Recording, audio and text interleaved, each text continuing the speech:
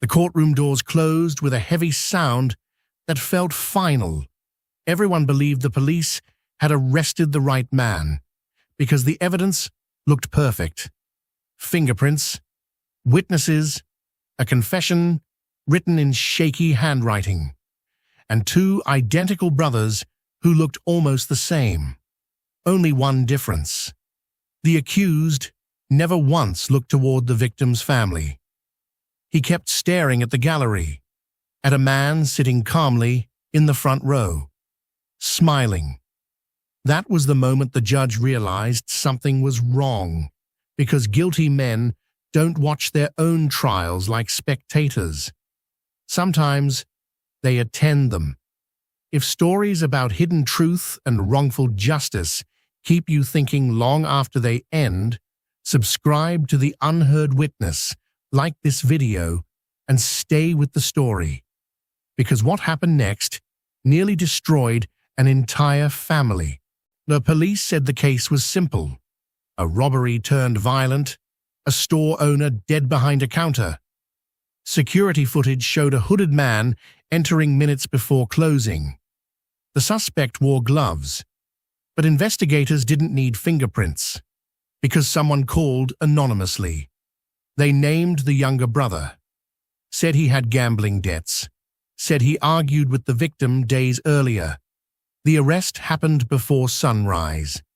Neighbors watched through curtains, flashlights, handcuffs, head pushed into a patrol car. He didn't resist. He only kept saying one thing. "You have the wrong brother." No one listened, because the older brother stood on the porch, silent, hands in pockets, watching. That should have meant nothing. But later, someone would remember how calm he looked. The prosecution moved fast. They always do when the story feels clean. Motive, opportunity, character flaws. The younger brother worked construction, had late payments, old bar fights, easy to frame as reckless. During interrogation, he refused a lawyer. Bad decision. Hours passed. Questions repeated. Lights stayed bright. Eventually he signed a statement. Not a confession, but close enough. The media called it admission. Case closed. Except one detail bothered the defense attorney assigned last minute. The handwriting, it didn't match the man's job applications. Letters shaped differently. Pressure uneven. Someone exhausted had written it, or someone afraid. The attorney almost ignored it, until sentencing day arrived sooner than expected, and the gallery filled. Family members sat together, reporters whispered, and in the very first row sat the older brother. Perfect posture, expensive suit. Watching like this was entertainment. The younger brother noticed him immediately. His jaw tightened. Then he looked down again, like silence was safer. That was the first crack. The judge asked routine questions. Name, understanding of charges, final statement. The accused stood slowly, voice tired. "I didn't kill anyone." Gasps followed. The prosecutor rolled her eyes. Too late for innocence. Until the judge asked a simple question. Then why sign the statement? The courtroom leaned forward. He hesitated, eyes drifting again toward the front row, toward his brother. "I thought it would protect someone." Murmurs exploded.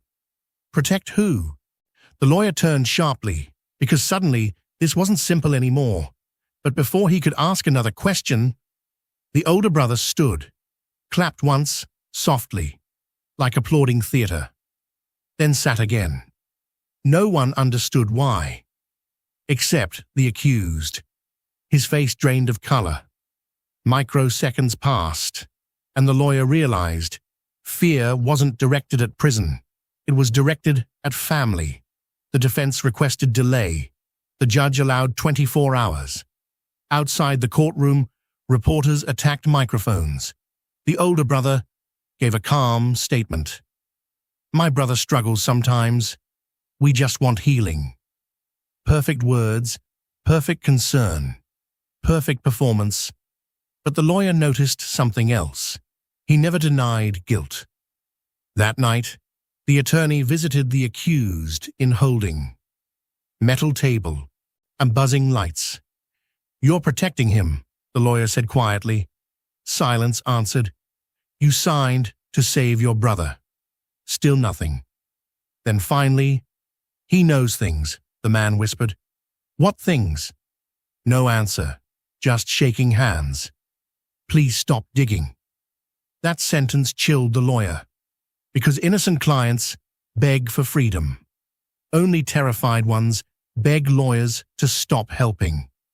The next morning, a clerk delivered discovery files, routine paperwork. Except one envelope arrived without return address. Inside was a photograph, grainy, taken from across the street. The victim's store, night of the murder.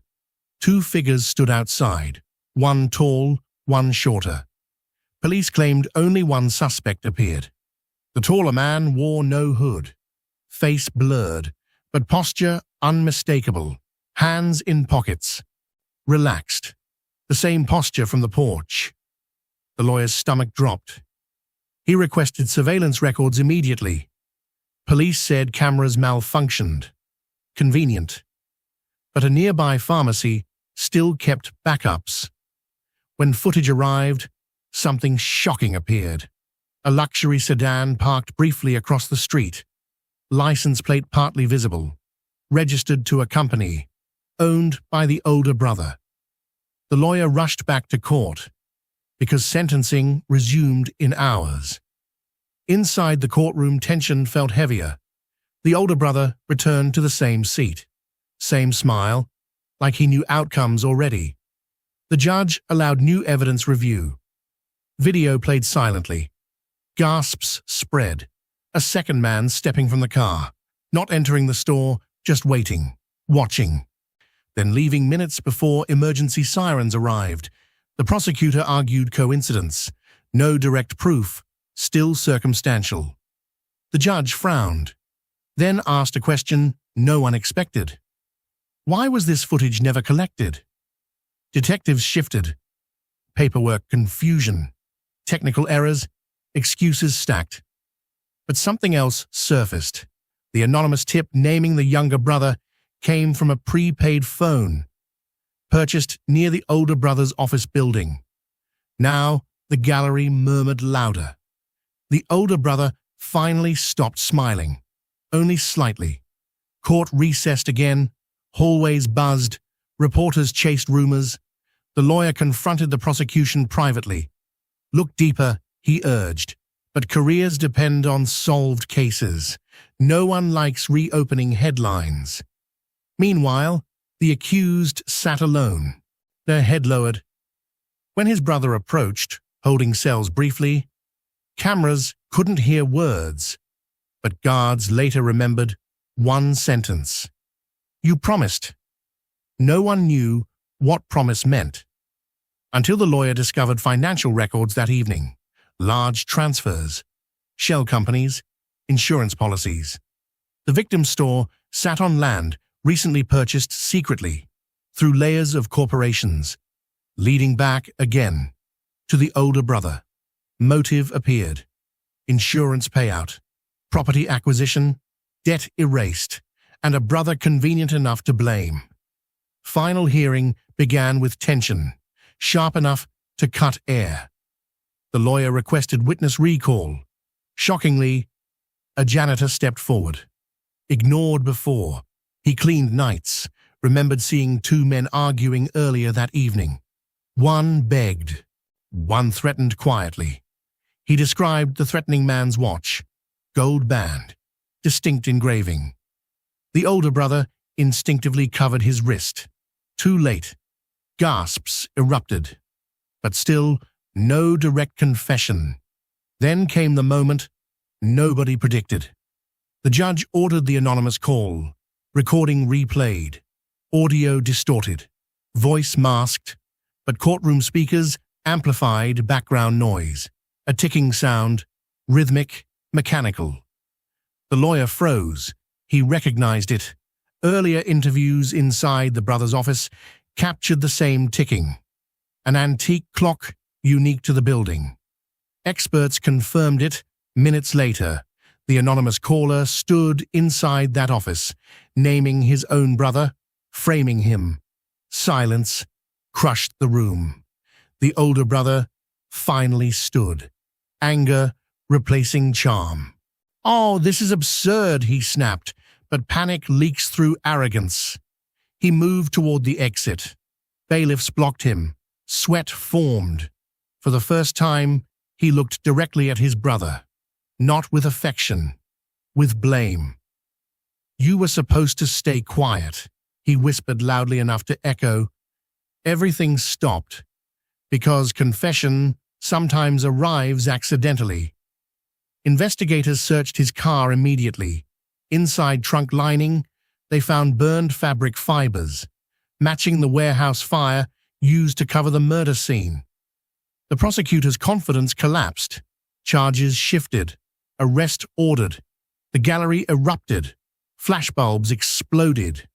And the younger brother sat frozen, free, but broken. Later that evening, the lawyer asked him the question everyone wondered. Why protect him? Long silence followed. "He raised me," he said finally, "after our parents died, debt disguised as love." The older brother confessed days later. Financial desperation, insurance scheme, witness elimination, family manipulation. He believed loyalty would silence truth forever. He underestimated exhaustion and conscience. At the final hearing, the judge cleared the younger brother completely, apologized formally. Rare, powerful, but justice never repairs months stolen. Outside the courthouse, reporters shouted questions. He ignored them, walked past cameras, past microphones, until he reached the steps, paused, looked back once, not at the courtroom, at the empty front row, where his brother once sat watching like a spectator, because sometimes the most dangerous criminals don't hide from justice. They attend it and wait for someone else to pay the price.